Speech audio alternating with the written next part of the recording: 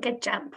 Well, with that, I think we'll get started here. So good evening, everyone, and thank you for joining us. Welcome to Heritage Hour.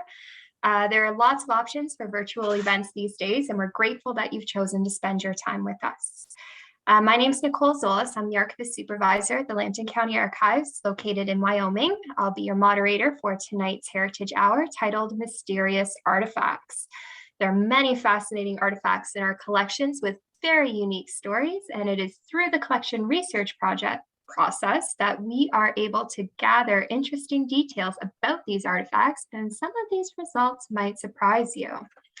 With me tonight are 6 representatives from the Heritage Sarnia Lambton Museum Network for our 8th Heritage Hour. If you are interested in viewing some of our previous discussions, you can access them online at www.heritagelambton.ca or on the Lambton County Archives YouTube channel. I'll also be recording tonight's presentation, so if you want to watch it again or share with family and friends, it will be online. We will send an e-blast with the link to everyone registered to the event when the video is available. If you have a question during the presentation, please use the Q&A button at the bottom of your screen, or you can type it into the chat. I'll read out the questions after all of our panelists have shared their presentations.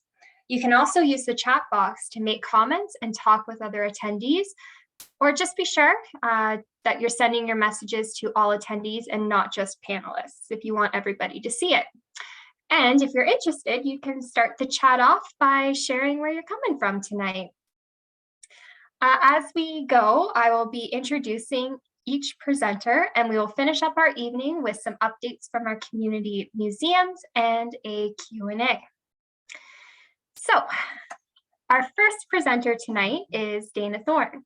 Dana is the Curator Supervisor at Lambton Heritage Museum. She has been in that position since 2018. Dana has worked at the cultural facilities in the County of Lambton for over 10 years, first as an intern at the Oil Museum of Canada, and then as the archivist at the Lambton County Archives. She completed her BA in History at the University of Alberta and her MA in Public History at Western University. Dana is passionate about telling our local stories and engaging the community in our history. All right, Dana, I will stop that and you can go ahead. Thank you, Nicole. I'm just going to share my screen. All right.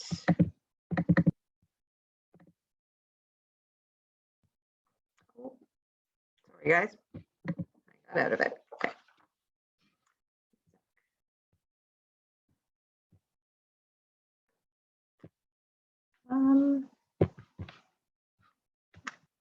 Sorry, I don't see my button to make it full screen.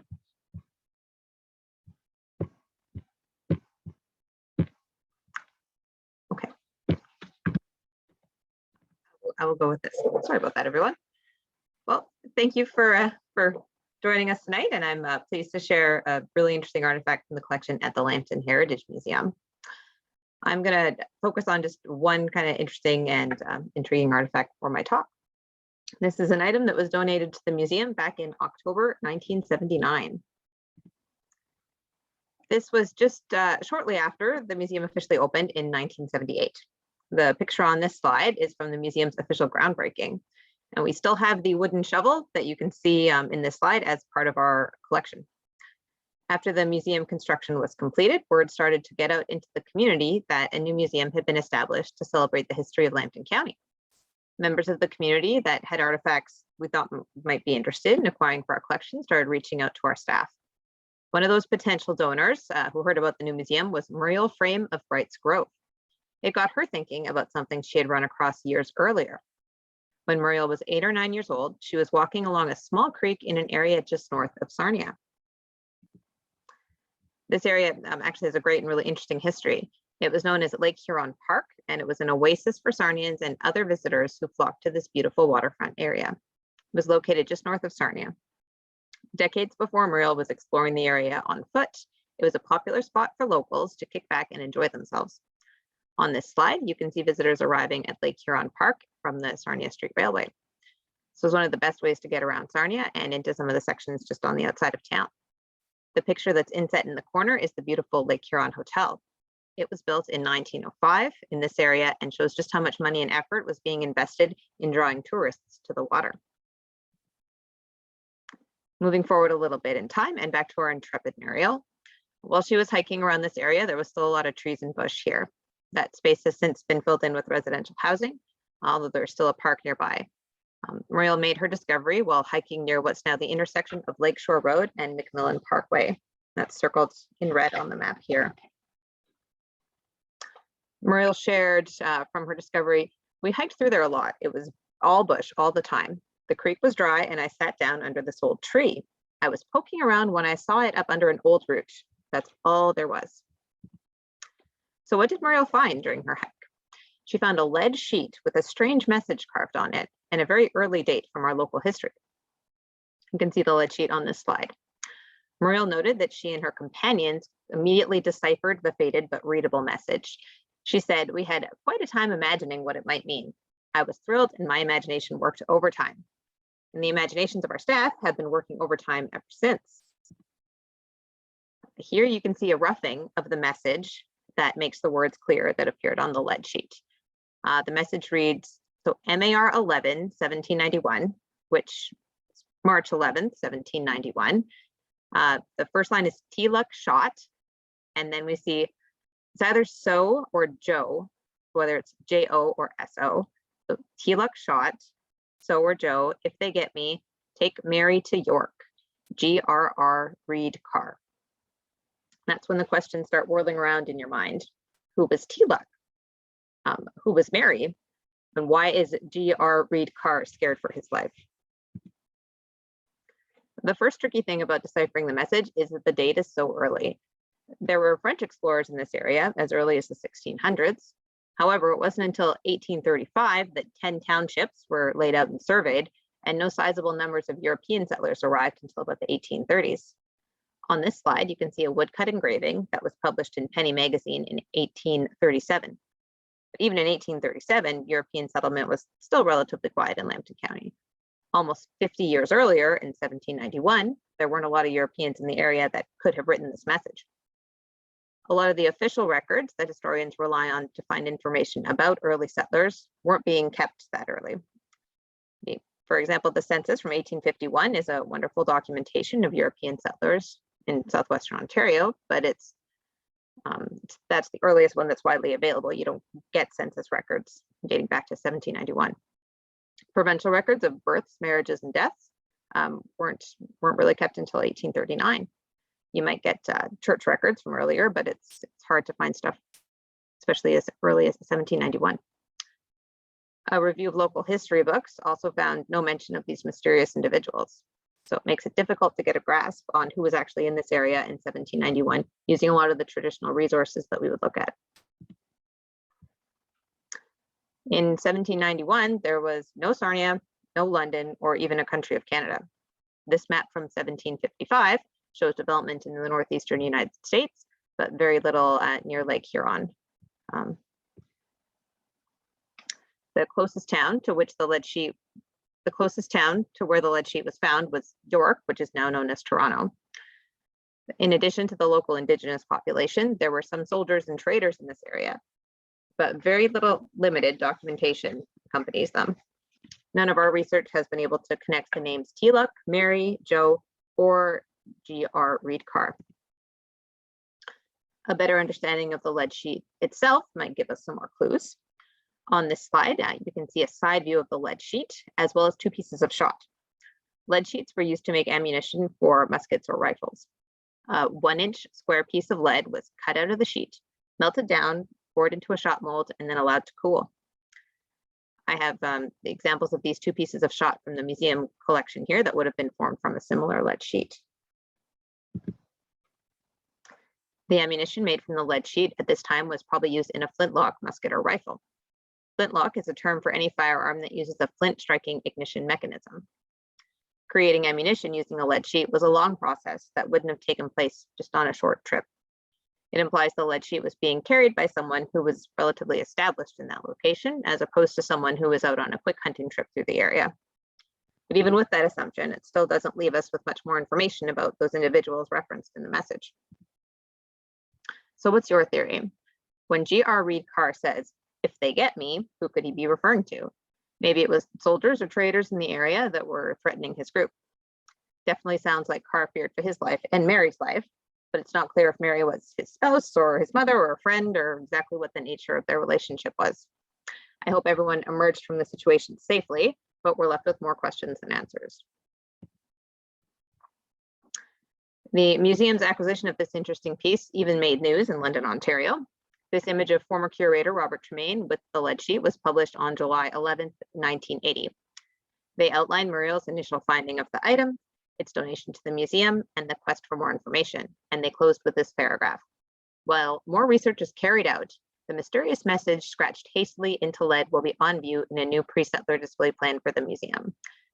But unless a new clue is found, no one may ever know why Joe was shot or what happened to Reed, the man who still haunts Tremaine.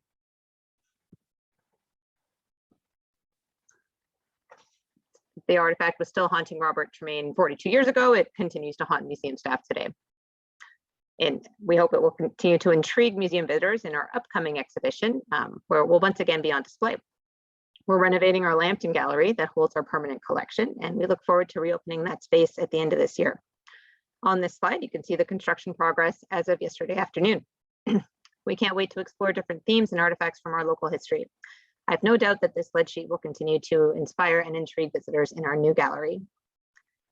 Thank you so much for taking time to listen to me tonight, and I'm looking forward to the rest of our presentations.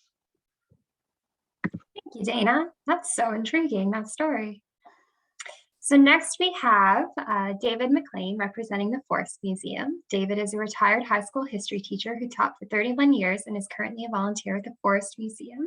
He holds an honors BA in history from Huron College and a Bachelor of Education from Althouse Teachers College. With David tonight, you'll see Amy Jennings, Forest Museum's current summer student. Thank you, David. Okay, thank you. Okay, so I will, thank you and hello to everyone out there tonight. So I'll just get my screen shared with you here in a sec.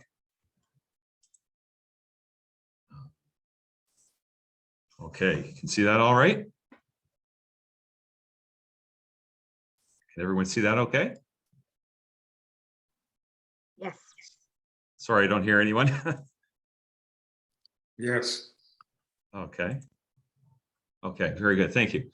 So let's see if we get this rolling here. All right. So mysterious artifacts at the Forest Museum. We're going to start here. I'll just show you images of the two items that we're going to look at tonight here. They may not look like much, but they've got both very interesting stories. And the first one I'm going to share with you, actually, our summer student, Amy, is going to share this with you right now. This is a very interesting find, as Amy will explain to you right now. So hopefully you can hear her okay. This object appeared in our collection at some point. The trouble is, we're not entirely sure when. We didn't pay much attention to it until the recent finding of a ration kit from D-Day. After an article about that, we started seeing similarities to this box here. The plastic it's made out of is very foggy and old, so we couldn't really make out anything inside of the box aside from part of what we later learned was a Bryant and May matchbox. We discovered that the matchbox design had probably been around since the 1890s, so we initially believed it might have been from the Boer War. After a fair amount of research, though, we discovered it was actually from World War II. This mystery object is a World War II RAF escape kit that would have been given to aircrew before operations. Aside from the matchbox, it probably also contains water purification tablets, a small bag, a compass, some foodstuffs, and benzodrine tablets to keep the crew awake. We're not entirely sure, though, because it is very obscured. This object appeared... Sorry. There we go. There. Oops. Back up there. Okay. thing, and I'll talk about this item in a moment here, but yeah, very fascinating. If you were listening to As It Happens on CBC Radio last week, they had the report about that D-Day kit, which is a one of a kind. So I'm not sure about this kit here that we've got. It's like, as Amy mentioned, it was used by RAF crew during the Second World War. So if somebody knows how we might get the box x-rayed, maybe please contact us and we'll verify exactly what is inside the box. And it's been sealed. It's been sealed forever, since it was first created, apparently. So anyway, so I'm going to start my part of the presentation here with this image. I took this photo during a cleanup of a storage shed during a recent museum reorganization. I don't know why I snapped the picture. I just thought, I got outside here and took the photo. So it was a contraption that neither I nor our other volunteers had ever examined closely. We assumed it was possibly a hair dryer from a hair salon, and thus we paid no heed to it and just set it aside for the time being. We were too busy. Now, not long before the clean out, I had come across this little box in the course of tidying up our display on local doctors. And it contains what are referred to on the box as therapeutic carbons. And I didn't take time to research the box further, as again, we were in the thick of this reorganization, but it caught my eye and I just made a mental note to look at it again later. And just a little bit more here, inside the box were these pencil-shaped pieces here, if you will. Okay, and so, once the dust had settled in our reorganization, I took a closer second look at this contraption, and it turns out it is not a hair dryer. It is, in fact, an ultraviolet ray lamp, or more precisely, an Eversun violet ray lamp, manufactured in Chicago in the early 1930s. And if you look inside, so I took some photos inside the lamp. This is what you see. If you look inside, you can see open electric coils, and there's white ceramic insulators. You can see there as well. And lo and behold, I get a close up on these. These are the same carbon, pencil-shaped objects I had looked at earlier that were contained in the box.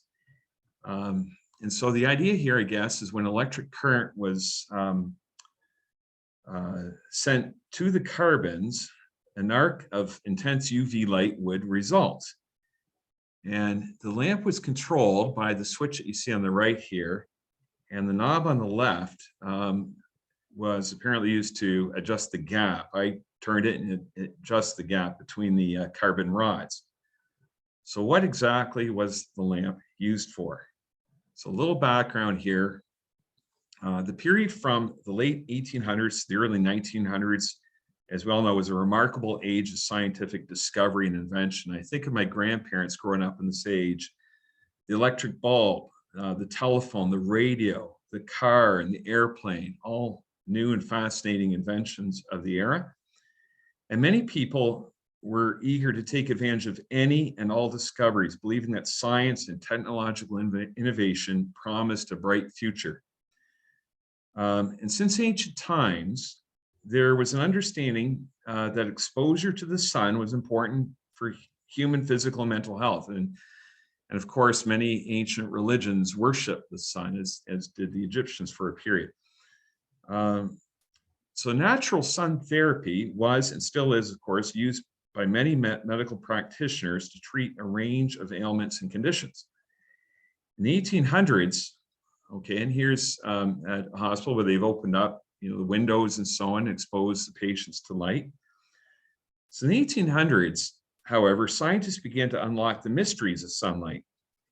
The discovery that light consisted of different wavelengths of electromagnetic radiation, and that there were wavelengths other than those emitting light visible to the human eye, led to the studying of the effects of each wavelength on living organisms. Ultraviolet light rays attracted particular interest as they seem to show some promise in the treatment of diseases like tuberculosis and various skin ailments. Now, after a little more research on our lamp, I was able from the catalog to determine that it was once owned by Emma Bowden Powell. From 1872 to 1969, she lived. And she was the mother of one of the founders of our museum and the longtime curator of it, Edna Powell, seen here in this photo. How Mrs. Powell, Edna's mother, came into possession of the lamp is not known to us, but she had a brother and a nephew who were both doctors. And so she may have purchased it on their recommendation. The fact is, though, that these lamps were sold to the general public and became a bit of a popular fad from the 1920s through to the 1930s. I even came across an article on how UV light therapy was used to treat Queen Elizabeth's grandfather, King George V, in 1928, when he was suffering from pneumonia. It doesn't appear that the treatment had any positive effect on the king, and he continued to suffer from ill health until his death in 1936. Nonetheless, the idea that UV light ray lamps were miraculous healers prevailed, and marketers of the devices made wildly bold and unscientifically supported claims about their health benefits, as seen in these advertisements from 1932. So this one here says, your health, protect it, guard it, keep it with the Eversun ultraviolet health lamp that brings to you in your own home the healthful benefits of the summer sun. And it goes on to list that neuralgia, neuritis, skin diseases, lumbago, rheumatism, and the list goes on. All these things would be miraculously cured or healed by the Eversun lamp. And I just want you to notice the price on this item. This is from an ad early in 1932, $49.50. Here's another ad. I believe this was from Minneapolis, possibly here, a newspaper in Minneapolis. So the same thing again here, Eversun ultraviolet sunray arc lamps. And buy one of these lamps now at a fraction of actual worth, bask in health-giving, beauty-bringing sunlight, and so on. Germicidal, soothing to the nerves, builds tissue. All right, so again, these wild claims about it. Notice the price has gone from $50 to $12.45, folks. We're in the midst of the Great Depression here. So, and one more slide here. You can see the price dropped again here on the lamp. So, unfortunately, the ambition to exploit artificial light got ahead of the science, and UV therapy from lamps like this would be used in the treatment of all sorts of maladies without necessarily any proper science to back the claims. The devices were also used for sun tanning with little, if any, concern for potential negative side effects. Now, on that little box that held the carbons, it does say this: caution, protect eyes with dark glass, light, tight goggles. Excess exposure may cause severe sunburn. All right.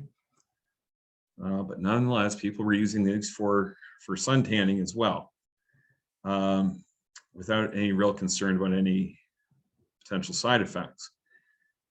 By the 1950s, with the discovery, and here's a family exposing themselves to this UV light here, okay? By the 1950s, with the discovery of DNA, and with the dangers of excess exposure to radiation made apparent by the horrific consequences for victims of the atomic bombs dropped on Japan at the end of World War II, scientists came to understand that while sunlight and UV light are necessary to our biology, so for example, we require exposure to UVB rays to help our bodies produce vitamin D, excessive long-term exposure can cause health risks, most notably, of course, skin cancer and retinal damage. So while UV light therapy is still practiced, it is generally used to aid in the treatment of a much narrower list of ailments than those in the advertising for the Eversun lamps of the early 20th century. Thank you. Thank you so much, David. That's Okay. so interesting. So next up, we are going to hear from Glenn Stott, representing representing Arkona Lions Museum. Glenn is a retired educator and local historian with a special interest in the War of 1812 and early settlement. He's written numerous books on local history, including books on the War of 1812. Now, Glenn, I have your slides, so I'll bring them up here. You can start when you're ready. Thank you very much, Nicole. We're going to be talking today about one of the prized possessions of the Arkona Lions Museum, and that's the Woodland Clay Pot from about 1200 current era. That's roughly 1,000 years ago. The Arkona Lions Club formed a museum, was established in 1986 at Rock Glen. From the collection of Ted Baxter. Now, Ted was an elderly man who spent his entire life looking around the area for fossils and arrowheads. It was from this collection that has grown into an extensive collection of First Nations artifacts covering over 15,000 years of time, and the Devonian fossils that cover over 400 million years, found exclusively from the Devonian sea bedrock in the Arkona area, Thetford, the Widder, and Hungry Hollow. Now, the Woodland Clay Pot, we estimate, is from about 1,200 years ago. It represents a real treasure. First of all, it's made of clay mixed with what we call rotten granite. Now, anyone who's taken geology, rotten granite is gneiss. It's crumbly granite that's been reheated, and as a result has lost its integrity, and you can grind it up into fine parts. And the First Nations learned very early that by mixing clay with rotten granite, it was a very strong surface. Now, it was found by Ted Baxter and a friend of his, Gord Holmes, both from Arkona. Now, it was found in the 1950s, and the 1950s was not the modern era of fastening, put things together. But Ted Baxter took it to a fellow named Ron Walker in Forest in 1956, and Ron Walker put this thing together. Now, I guess the next slide. He put the pot together, and it's been the center of the display of the museum ever since. Now, the museum was originally found in the schoolhouse in Arkona in 1971. Ted was the curator, and when he got too old to handle the crowds, he turned it over to the Lions Club, and we moved in with the Sauble Bayfield Conservation Area to the Rock Glen Interpretive Center, and in 1986. Now, using old-fashioned, now probably out-of-date methods, the pot from early Glen Meyer focus of over 1,000 years ago was put together. Now, it was a very strong epoxy glue, and I'm told that modern conservationists would not ever do this now. But it's been up and together for, probably close to 60, 70 years. So I think it's done its job. It's just an absolute example, beautiful example of the wonderful skills the Indigenous people of Lambton County had. First of all, it is huge. It's, if your imperial system, it's 22 inches by 22 inches. It's oval shape, and it has a beautiful rim decorated in size, and the entire surface is in size. It even has holes in the lip of the container, and we're not sure why they would be there unless it's to hold it up off the ground, but they would never have put the pot over a fire. The clay was not cured that way, and it would have crumbled. So they used to heat stones in the fire, put their stew or their corn soup in the pot, and then take the stones out of the fire and put them into the soup or into the stew in the pot. And that heated up the stew. And then the soup was then ladled out into smaller vessels to the people. Now, the Glen Meyer Focus people lived in small villages, about 2 or 3 longhouses, and it was a walled community. And if you've been to the village of Scanado in Longwood's conservation area, that's about as close as you're going to get to a Glenmire village. It would have been small, probably made of 3 or 4 or 5 families, large families, and the longhouses would have contained each of the families. Now, there were the First Nations at this time were reliant on the area for their food. Now, they grew corn, beans, squash, and tobacco in the area. They had large gardens. They also used the river for fish, eels, and clams. And they also hunted deer, rabbits, and squirrels. And in the fall or the spring, gathered berries and nuts. Now, this pot, the next slide, please.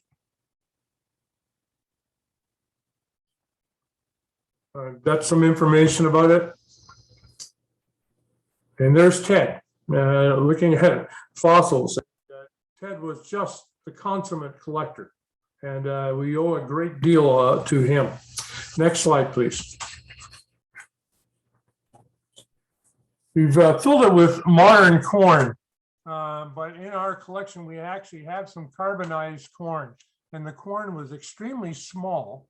The cobs were only probably about, I'm going to say 3 or 4, maybe 5 centimeters long, and the kernels were very, very small.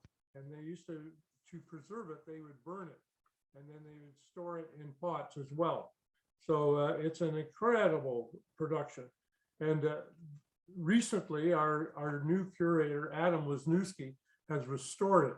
He's put it back together using a different kind of glue, but he's got it together. He's touched it up, and it just still is the center of our collection. It's just an excellent thing because it's just absolutely mind-boggling, the size of it and the fact that they assembled it, they used it. The museum is now open. We have 13 new cabinets and displays. We have new murals, and we have some technology, which I have no clue about, but it's to highlight the microfossils that are found in the Arkona area. And it's open on weekends and by special appointments. Thank you. Thank you so much, Glenn. That's a beautiful example of pottery. So next up, we have Erin D. Richard, and she is the Curator Supervisor for the Oil Museum of Canada. Prior to this, she worked in a variety of museum roles within Canada and England, including the Guelph Museums, Brant Historical Society, the Royal Collections at Windsor, the British Postal Museum, and Black Creek Pioneer Village. She also holds a Master of Museum Studies from the University of Leicester and a BA Honors in History from the University of Guelph. Thanks, Nicole.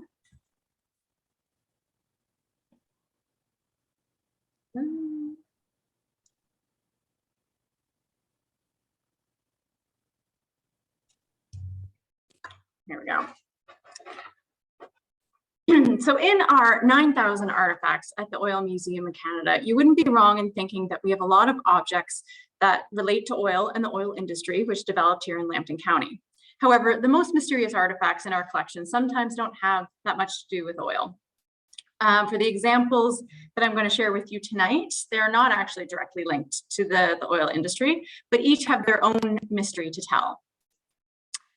My first 2 items, we actually use the power of social media to help us identify them. So before I reveal what this object is, feel free to have a guess in the chat what you think this object is or what it was used for. So this item was in our collection, and it appears to have no known provenance or known history, and the donor is unknown. And this sometimes happened in the early days of the museum before museum best practice standards were established. So we had this object kick around and nobody knew how to interpret it. Did it have something to do with oil? Did it have something to do with early settlement life in oil springs? One day, someone decided to post a photo of it onto our Facebook page and ask our followers to help us identify it. Didn't hurt to ask. So several guesses were submitted, and finally the mystery object was named. Did anyone guess that it's a straw splint mill? It's also known as a straw roller, and it was used in the straw plating industry, used for making straw hats and bonnets.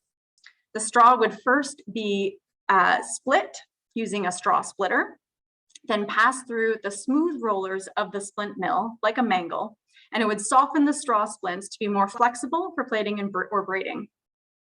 This was a huge cottage industry in the UK, starting in the 1600s, and by 1860s, it was seen as an essential income generating occupation for 30,000 men, women, and children in the eastern counties in England. Similarly, looking to our mill is a plating mill, but the rollers in the center would have grooves of various widths to allow the plaited or braided straw to pass through the grooves to be pressed by the corresponding protrusion of the top roller. The grooves cause the plate to both flatten and straight. The end of the straw plating industry came about with the introduction of human-made fibers that could make products that were a much cheaper cost and with much less labor. A few professional straw platers continued into the 1930s, but really the industry was gone. So we still don't know much about the history of our particular straw plater, or straw plater, but at least we know about its use. Our next items were a series of glass paint negatives without any documentation. We came across a box of them as we were prepping for our most recent renovation. The images didn't necessarily look like they were related to each other or have been made by one creator. However, when we looked a bit closer, we noticed that there were 3 images that were clearly of the same house. We didn't know exactly where the house was located, but we did suspect maybe Dawn Township or Petrolia area. Again, we called out to our Facebook followers asking if they could identify the house or the family.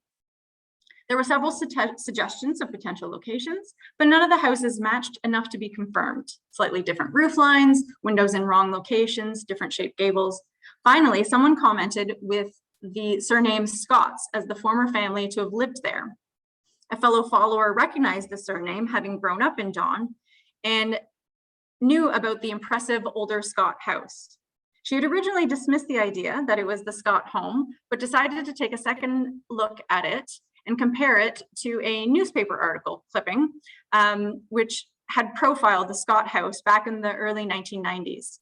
Although the second-story balcony was now missing, it was indeed the Scott home, a building she had driven by thousands of times as a child.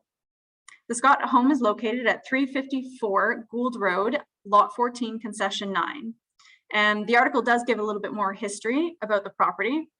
So George E. Scott was born on the property in a log cabin, and he moved to the US to work as a farm equipment salesperson.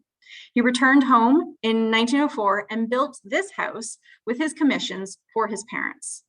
And actually you can see the log, a little glimpse of the log cabin just to the left of the house there.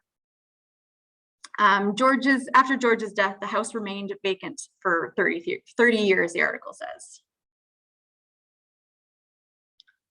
So the last item here that was a mystery for us was this Vaseline jar. It's a decorative colored glass jar. The yellow greenish tinted glass is known as custard glass. It's typical of the late Victorian era and early 20th century.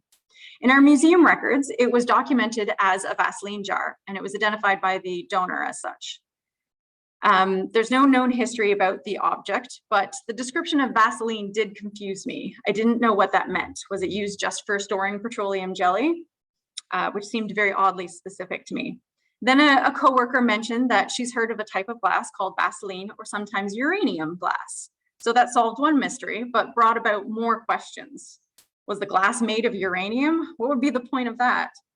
After doing some research, I learned that Vaseline glass got its name from its distinctive color, which looked like petroleum jelly. It can range in color from canary yellow to avocado green, and it can be any pressed, patterned, or blown glass item. The color is thanks to the addition of radioactive uranium oxide added to the glass mix before melting for coloration. Now, at this point, you might be asking, well, where's the mystery?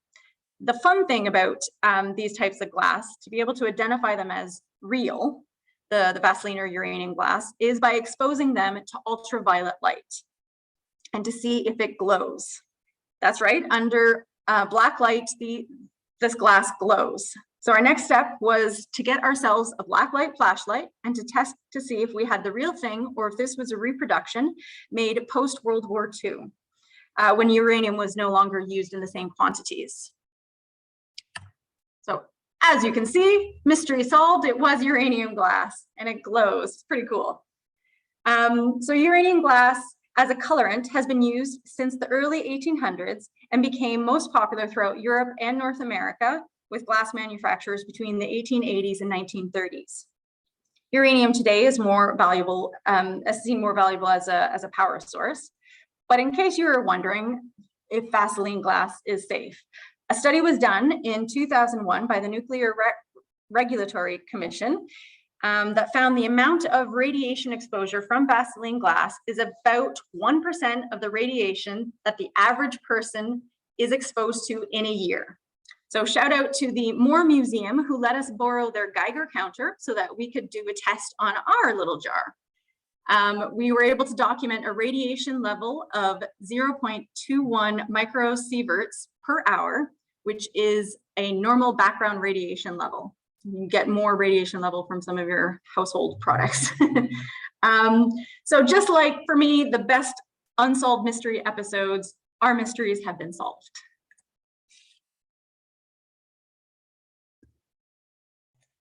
Thank you so much, Erin. Love that you're able to put names to the photos and bring that story back with all the images. That's so wonderful. And the uranium glass is pretty awesome too. So our next presenter is Gordon Mckenzie, representing the Plimpton, Wyoming Museum.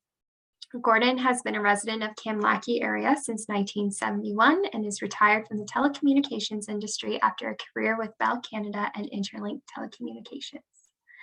Take it away, Gordon. Oh, you're on mute.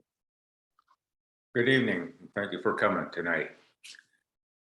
I don't see my picture coming up. Is it coming up? It is, eh?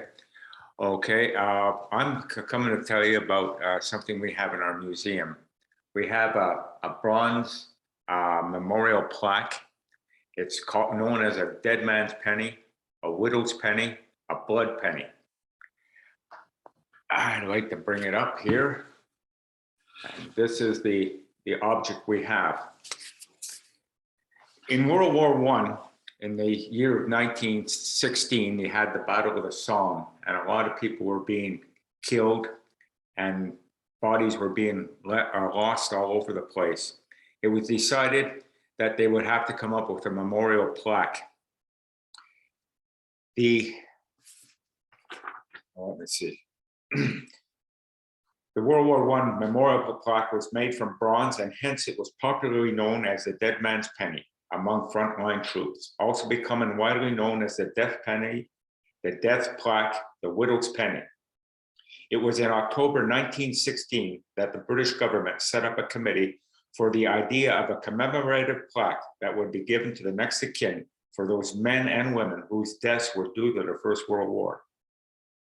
Production of these plaques and scrolls, which was supposed to be financed by the German reparation money, began in 1919 with approximately 1,150,000 issued. They commemorated those who fell between the 4th of August 1914 and the 10th of January 1920 for home, Western Europe, and the Dominions, whilst the final date for the other theaters of war, or for those who died of attributable causes, was the 30th of April 1920. The next of kin of 300, I won't mention that one. The design of the plaque was a result of a competition held while the war was still raged, although the manufacture did not start until 1919. In 1917, a committee set up the competition for any British-born person to design a plaque to record the name of fallen serviceman or woman from the British and Empire forces. There were more than 800 entries to the competition from within the United Kingdom and from countries in the British Empire and from theaters of war. The winning design was a Mr. Edward Carter Preston. The design features a figure of Britannia, you can see there, facing her left and holding a laurel wreath in her left hand. Underneath the laurel wreath is a box where you will find the commemorative serviceman or woman's name. The name was cast in a raised relief on each plaque, achieved by a labor-intensive process not fully known today. In her right hand, she is holding a trident. In representation of the British sea power, there are two dolphins, each facing Britannia on her left and right side. A growling lion stands in front of Britannia with another much smaller lion under its feet, biting the German's imperial eagle. Along with these medallions, there came a scroll and a note from the king. The immediate next of kin, who died serving with the British and Empire forces in the First World War, were eligible to receive a plaque and a scroll. With nearly 1 million dead for the British Army alone, the plaques today are still commonly found. The fragile scrolls, less often. Some of those recorded by plaques and scrolls were not eligible for service medals. For instance, for those who did not serve overseas, but who had died in service through the accident or illness. Deaths in the period of 1919 to 21, possibly later, could still lead to the presentation of a plaque, if either is in service or if from natural causes. The Dead Man's Penny came with a scroll from the king and a note. And the scroll said, "He whom this scroll commemorates was numbered among those who, at the call of the king and country, left all that was dear to them, endured hardness, faced danger, and finally passed out of the sight of man by the path of duty and self-sacrifice, giving up their own lives that others might live for freedom. Let those who come after see his name is not forgotten." Along with it was a note from the king saying, "I join with my grateful people in sending this memorial of a brave life given for others in the Great War." So it's known as a Dead Man's Penny. I don't know if you could see the lion, and the lion is standing on the German eagle right on the bottom here. Anyway, that is what we have at our museum. This one here was presented to the family of William Wright, who was a fellow from Reese's Corners, who died in the last 100 days in 1918. This year, we're opening on Saturdays in June and Sundays and Saturdays in July, and by appointment. Our museum has a new feature this year. We have a commemoration of the Dieppe raid, which took place on August the 19th, 1942. Thank you. Thank you so much, Gord. So our last presentation for the evening is Kaylin Sheffley, who is the curator of Sombra Museum. She has been in this position since 2017. Her educational background is in languages and history, and she is currently completing a program in museum studies. Last year, Kaylin co-authored her first children's book based on experiences at Sombra. Take it away, Kaylin. Thank you, Nicole.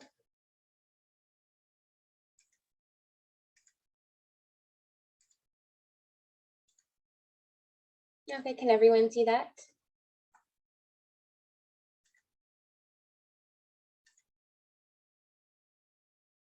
Okay, so tonight I'm talking about a couple mysterious artifacts from the Sombra Museum collection. There were more than one or two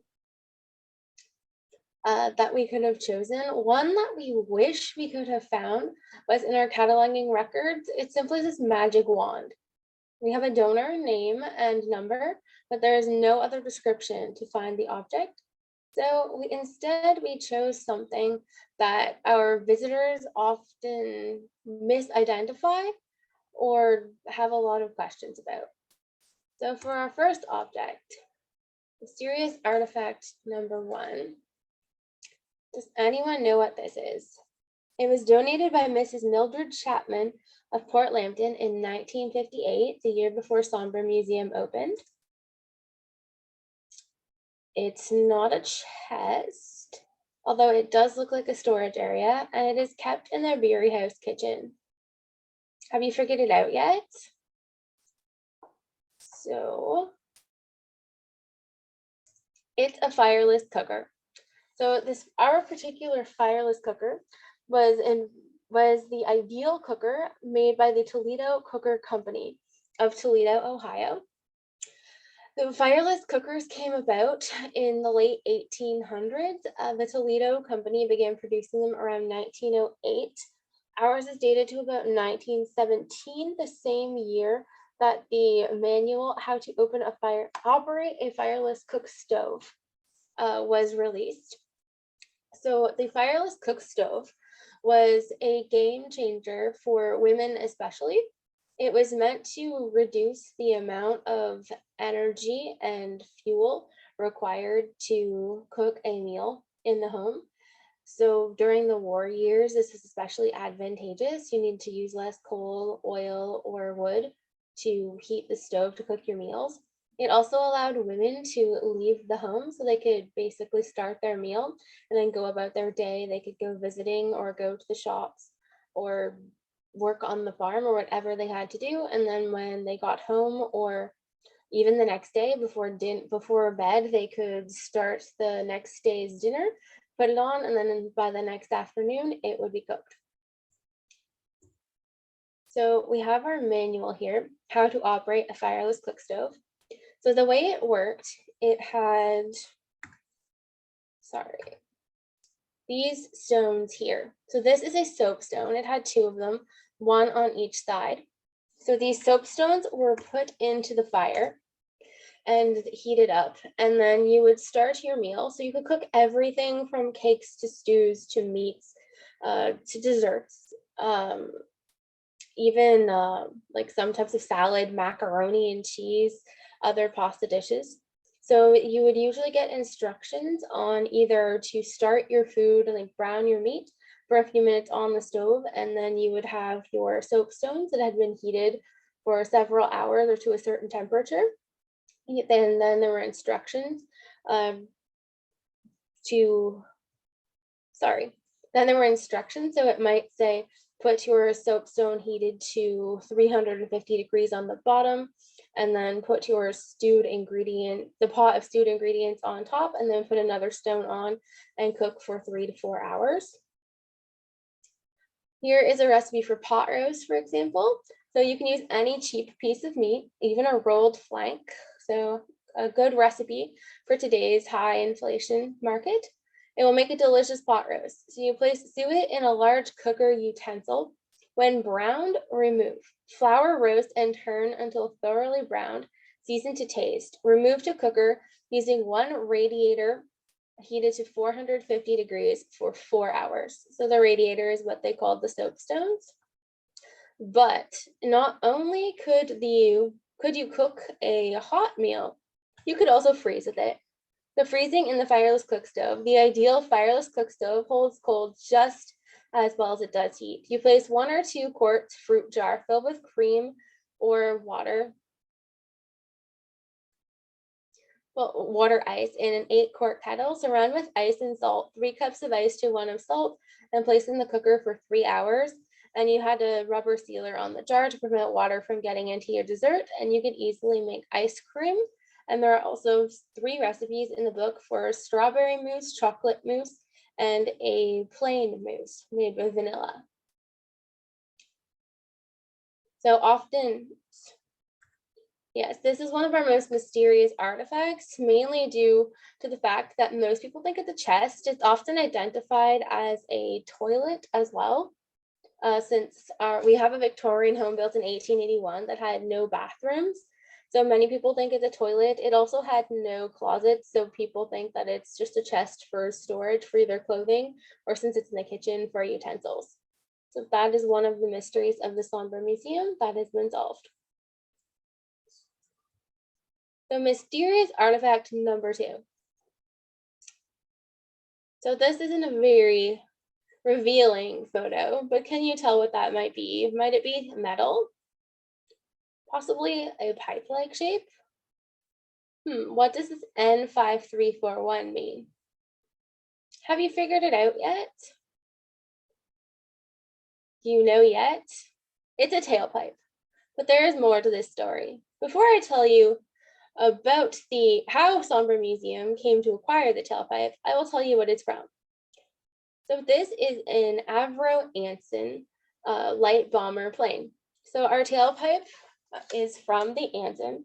The Anson was derived from the commercial 652, and it was developed in the 1930s by the A.V. Rowe Company in Britain, who built it as a reconnaissance airplane for the Royal Air Force. The aircraft began its military service in 1936 and was the RAF's first monoplane with a retractable undercarriage, which was manually retracted. By 1939, the plane was already obsolete, and it served operationally in the early years of the war as a light bomber and coastal patrol aircraft. Indeed, during the evacuation of Dunkirk in 1940, the Ansons were used to aggressively protect the beleaguered British troops. And during the operation, one Anson was attacked by 10 Messerschmitts operated by the Germans, but managed to shoot down 2 and damage a 3rd before action was broken off. But the Anson was severely limited in range, firepower, and bomb load, so it was limited to training, transport, and other non-combat roles. By 1940 and 1942, few of them were used in combat service, but they were relegated to the British Commonwealth Air Training Plan. So the Anson was selected as the primary twin-engine aircraft for the training of pilots, observers, wireless operators, and bomb aimers. Particularly due to the fact that it was a twin-engine aircraft, so it could provide similar training and operational function as a Lancaster bomber and other planes used by Bomber Command. Over 20,000 air crews received their training on it, and it resulted in the largest aircraft construction in wartime Canada. The BCATP, as the training plan was known, was run by the Canadian government and was commanded by the Royal Canadian Air Force. And it was a scheme by Mckenzie King to help out with the war effort, but also to keep Canadian troops at home and to avoid having a draft. So at first, the Anson was supplied to Canada by the United Kingdom, but by May of 1940, the British production couldn't keep up with the demand for aircraft in Canada. So Federal Aircraft Limited, a government-owned company from Montreal, began producing the Mark II Anson trainer. 6,704 were built in Britain, and other variants were built here in North America.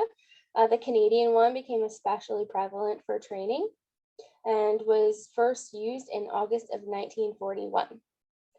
And a fun fact, it featured considerable use of plywood to save stock on steel for other wartime purposes. So the struts, wings, even parts of the body were all made of plywood.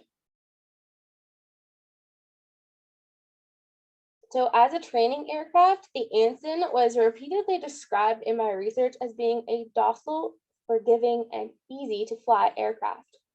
Anson IIs were a familiar sight all across Canada. During the war, most were scrapped after the war and went out of service by the Canadian military by 1952. So not many of them remain today at all. So also to note, at the peak of Canadian use of the Anson, the Avro Anson, there were 94 schools operating at 231 sites across Canada, And there are 10,840 aircraft involved in Canadian training. And not only did Canada train Canadian pilots, which of the total pilots trained, 55% were Canadian, but they also trained British, New Zealanders, and Australians, among other Commonwealth pilots. So now we'll get to the story of how exactly we ended up with the Anson tailpipe. So the donor, it was donated in 1963. The donor was listed as William Stover, who could recall the event as a young child of about 5. But when he was questioned about the donation, he had no clue that the item was actually in the museum collection, and he had not donated it, being a child at the time. He presumes the tailpipe was donated in his name by his family. His mother was schoolteacher Laura Stover, who had been involved with the museum. He assumes that it was donated in his name due to somewhat of a secrecy behind the initial crash of the plane that it came from. So to get to the crash, the Anson bomber crashed at Lot A, Concession 8, on the north half. So as you can see here, where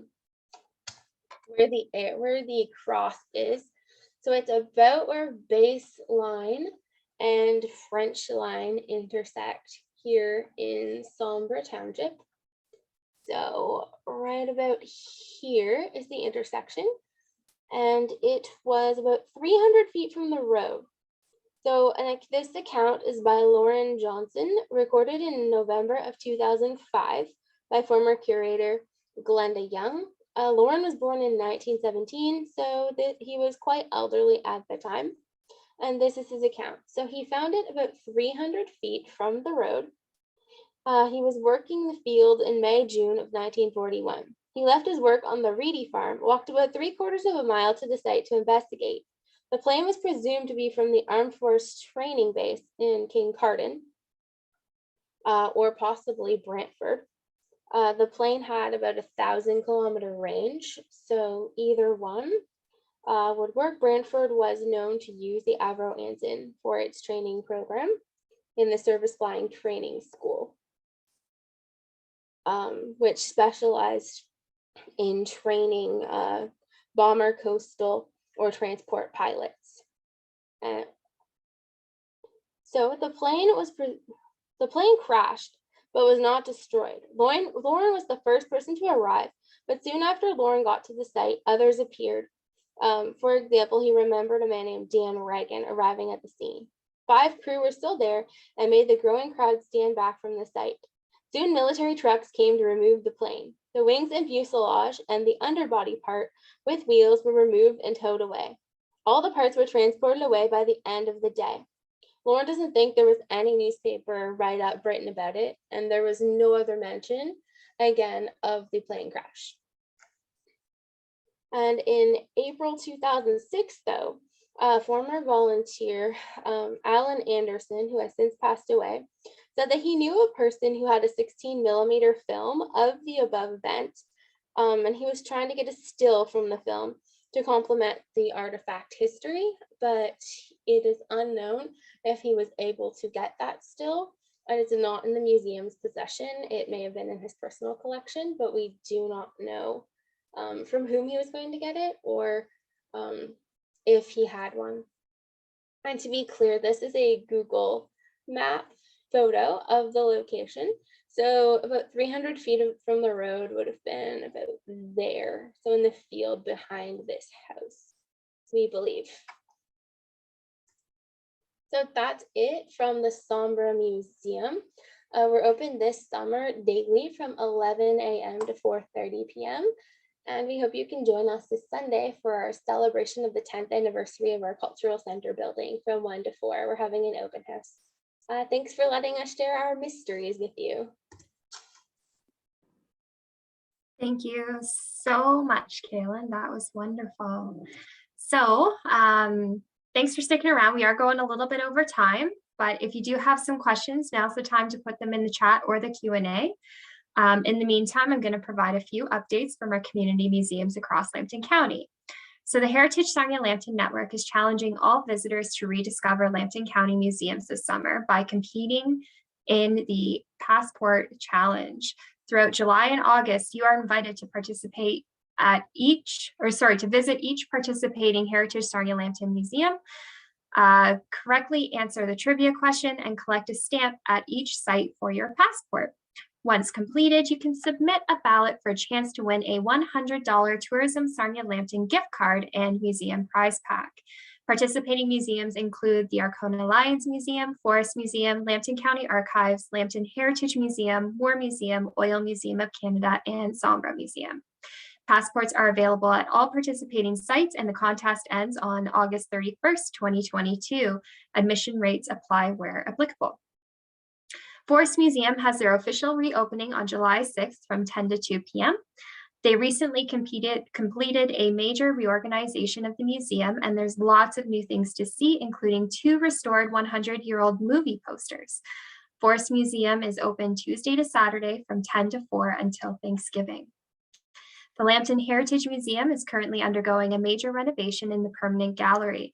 That space is closed for the summer season, although visitors can still enjoy exploring the collection center, historic buildings, and the outdoor exhibit halls.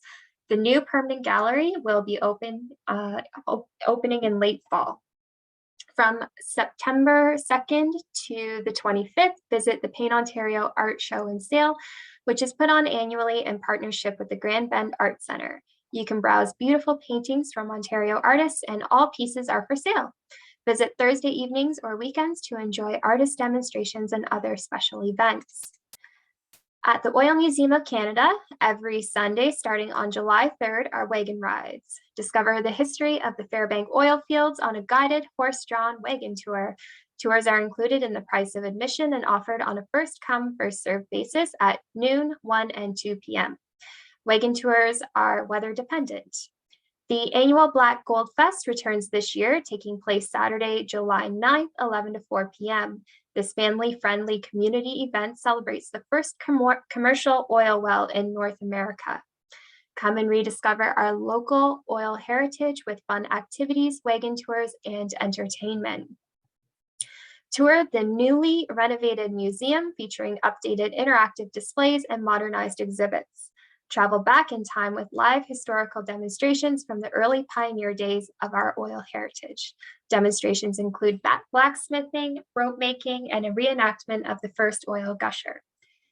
There will be free family activities for all ages. Pick from creative face painting designs with fairy tale face painting, or try makerspace activities from the Lambton County Library.